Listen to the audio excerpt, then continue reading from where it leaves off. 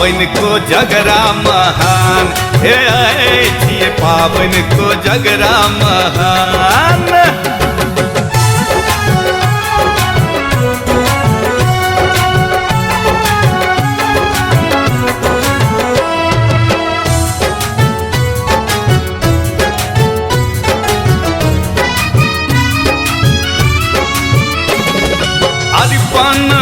हर सा साजल छै अंगना, दरबज्जा बैसल छथ नव नव पहुना।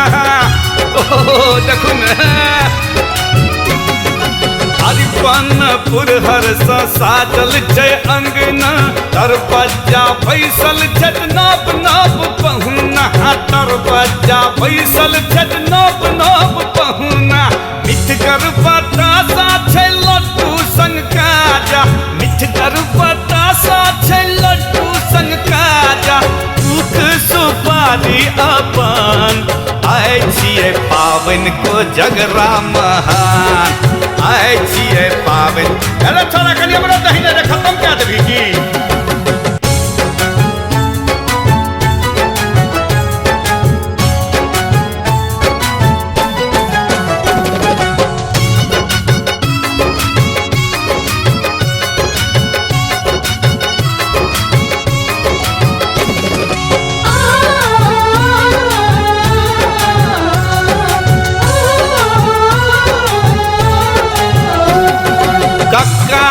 घूमी घूमी दै छथ हकारियो, बौआ के सासुर सा एलैया बारियो।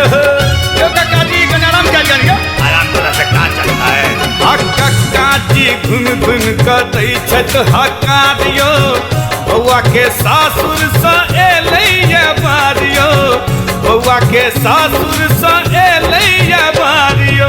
समधी जी एला है गाड़ी भर लेला है, समधी जी एला है गाड़ी भर लेला है। बोरा में फोका मखान, आए छिए पावन को जगरा महान, आए छिए पावन को जगरा महान।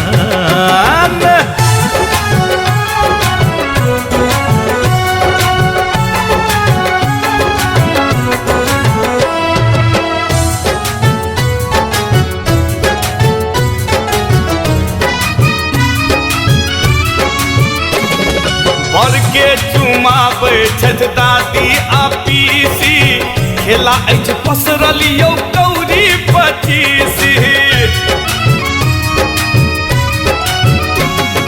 बर के चुमाबै छथ दादी आ पीसी, खेला अछि पसरल यौ कौड़ी पचीसी। खेला अछि पसरल यौ कौड़ी पचीसी। कहे दर भंगिया सुनू अर्पित भैया, कहे दर भंगिया सुनू यौ रवि भैया। उज्जवल अछि मिथिले के शान, आए छिए पावन को जगरा महान, आए छिए पावन को जगरा महान। लाल पियर काला छै पागो संग माला, लाल पियर काला छै पागो संग माला। उगल छै पूनम के जान, आए छिए पावन को जगरा महान, हे आए छिए पावन को जगरा महान।